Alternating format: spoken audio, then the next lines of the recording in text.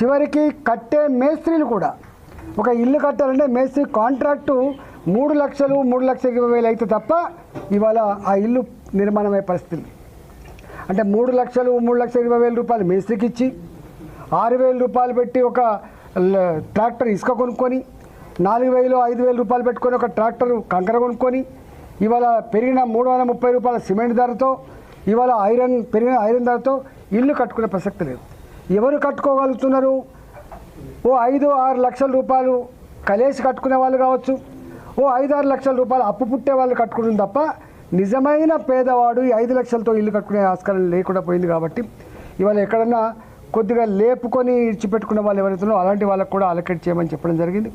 అదేవిధంగా వీళ్ళు స్ట్రిక్ట్గా 500 అంటే 500 సేఫ్టీ, 550 అంటే 550 అని కాకుండా వాస్తు కోసమని మూల అటు ఉంటుందని ఇటు ఉంటుందని 5 ఇట్లాంటివి కట్టుకొని, అంటే ప్రభుత్వం కనుక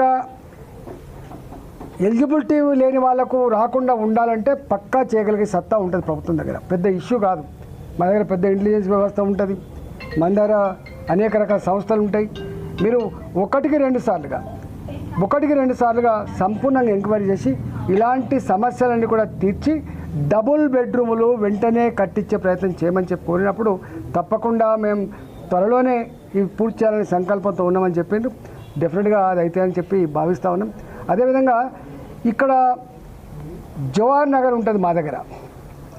జవహర్ నగర్లో ఉన్న భూములకు ప్రభుత్వానికి సంబంధం లేదు వాస్తవంగా. అది ఎప్పుడో ఎక్స్ సర్వీస్ మెన్ల కోసం అప్పటి ఆర్మీ ఆ డిపార్ట్మెంట్, రక్షణ శాఖ డిపార్ట్మెంట్ దాన్ని ప్రొక్యూర్ చేసి ఎక్స్ సర్వీస్ మెన్ల కోసం ఇచ్చింది.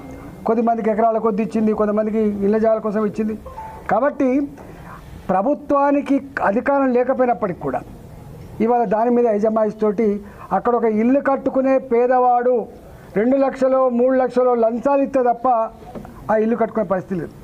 ఆడ ఉంటోళ్ళంతా కూడా పేదవాళ్ళు, ఉత్తర భారతం నుంచి వచ్చి పొట్ట చేత పట్టుకొని జీవించే వాళ్ళు కావచ్చు, ఆనాడు ఉమ్మడి ఆంధ్రప్రదేశ్ రాష్ట్రం నుంచి పొట్ట చేత పట్టుకొని జీవించే వాళ్ళు కావచ్చు.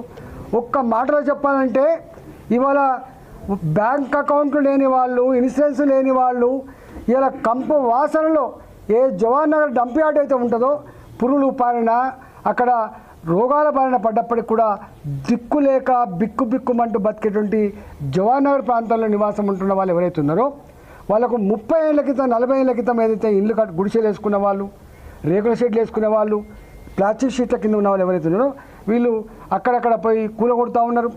అప్పుడప్పుడు వాళ్ళు కొంత పైసలు, ఒక జనరేషన్ కష్టపడితే పైసలు వస్తే ఒక ఇల్లు కట్టుకుందామంటే కూలగొట్టే ప్రయత్నం చేస్తూ ఉన్నారు. ఇవాళ రెవెన్యూ అధికారులు అదేవిధంగా ఈ కొంతమంది బ్రోకర్లు కలిసి వాళ్ళు ఇబ్బంది పెట్టే ప్రయత్నం చేస్తున్నారు. దీని మీద సమగ్రమైన విచారణ జరిపించండి. ఆ పేదవాళ్ళు కట్టుకునే ఇళ్లకు వాళ్ళు 20 ఏళ్ళుగా 30 ఏళ్ళుగా ఉన్నప్పుడు ఇబ్బంది పెట్టే ప్రయత్నం చేయకండి అని చెప్పి ఆ విషయాలు కూడా చెప్పినాం. ఇంకా అక్కడక్కడ ప్రభుత్వ పరమైన భూములలో ఎవరైతే ఇల్లు కట్టుకున్నారో, చిన్న గుడిసెలు వేసుకొని ఇల్లు కట్టుకున్నారో అలాంటి వాళ్లకు బెదిరింపులకు లోను కాకుండా భయపడే పరిస్థితి లేకుండా వాళ్ళు రెగ్యులైజ్ చేస్తారా. జీవో నెంబర్ 58 ఉన్నది, 59 కింద చేసిండ్రు. ఇంకా ఈ ప్రాసెస్ కంటిన్యూగా కొనసాగించి పేదలు కట్టుకున్న గూడుకు గ్యారెంటీ ఇచ్చే ప్రక్రియ కూడా చేయమని చెప్పి, ఎందుకంటే రెవెన్యూ మంత్రి కూడా వారే కాబట్టి, హౌసింగ్ మంత్రి కూడా వారే కాబట్టి 60 గజాలలో 80 గజాలలో ఇల్లు కట్టుకునే వాళ్ళు భూ ఆక్రమణదారులు కారు వాళ్ళు పేదవాళ్ళు, కటిక బీదరికంలో ఉన్నవాళ్ళు కాబట్టి వాళ్ళ పట్ల మానవతా దృక్పథంతో వ్యవహరించాలని చెప్పి మేము కోరడం. ఇలా ఈ మల్కాజిగిరి పార్లమెంట్ పెద్ద పార్లమెంట్ పరిధి కాబట్టి ఇప్పటి వరకు మాకు వాస్తవంగా అక్కడ డిఆర్సీ మీటింగ్ కూడా జరగలేదు. సంవత్సరాల గడిచిపోయినప్పుడు కూడా జరగలేదు. శ్రీధర్ బాబు గారికి యాక్చువల్గా డిఆర్సీ మీటింగ్ పెట్టమని కోరడానికి వచ్చినాం.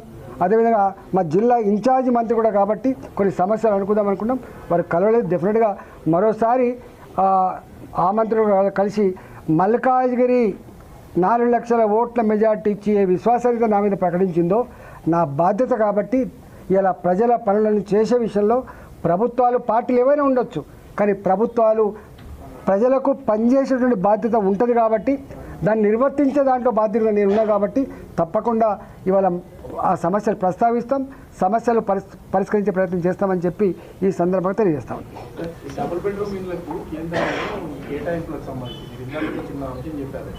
సైజుకు సంబంధించి కఠినంగా పోకుండా కొంచెం రిలాక్సేషన్ ఇవ్వాలి అని కేంద్రమే కొర్రీలు పెడుతుంది, దానివల్ల ఇబ్బంది అవుతుంది అన్నది ఆ నిబంధన కేంద్రమే పెట్టింది, దాంట్లో జాయిన్ కావడం వల్ల.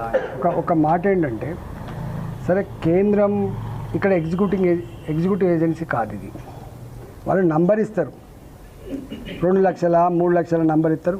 మొత్తం ఈ డబ్బంతా కూడా వాళ్ళు ఇచ్చే ప్రసక్తి లేదు. వాళ్ళు ఇచ్చేది రూరల్ ఏరియా ఇల్లు కడితే గింత అని, అర్బన్ ఏరియాలో ఇల్లు కడితే గింత అని చెప్పి ఇస్తారు. కాబట్టి అట్లాంటి రిస్ట్రిక్షన్ వాళ్ళు అక్కడ ఉండదు. మనం గ్రౌండ్ ఉంటే మనము చేస్తూ వాళ్ళు వచ్చి చూస్తారు. అంటే ఒక యాప్ పెట్టారు, యాప్లో అవన్నీ ఉండవు నాకు తెలియదు మరి. కానీ ఒకవేళ ఇలాంటి నిబంధన ఉంటే తప్పకుండా ప్రభుత్వానికి ఎక్కడైనా రాష్ట్రాలు ప్రొయాక్టివ్గా ఉన్న కాడ, పాజిటివ్ ఉన్న కాడ, కొంత పెద్ద కట్టుకునే కాడ రిలాక్సేషన్ కూడా ఇవ్వాలని చెప్పి కోరుతాం. ఇది మన ప్రాంతం సౌత్ ఇండియా మరీ అంత అట్లుండదు. ఉన్నంతలో ఒక మంచి ఇల్లు కట్టుకోవాలని చూసుకుంటారు, మంచి కల్చర్గా ఉండాలని కోరుకుంటారు. మనం మరీ ప్లాస్టిక్ షీట్ల కింద మరీ ఉంటున్న కూడా ఉంటారు, ఇక్కడ ఉంటారు, ఎక్కడైనా ఉంటారు. కానీ తప్పకుండా అట్లాంటివి ఉంటే మా పరంగా మేము పార్లమెంట్ సభ్యులం, మేము భారతీయ జనతా పార్టీ పార్లమెంట్ సభ్యులం. మేము ఏం కోరుతాం?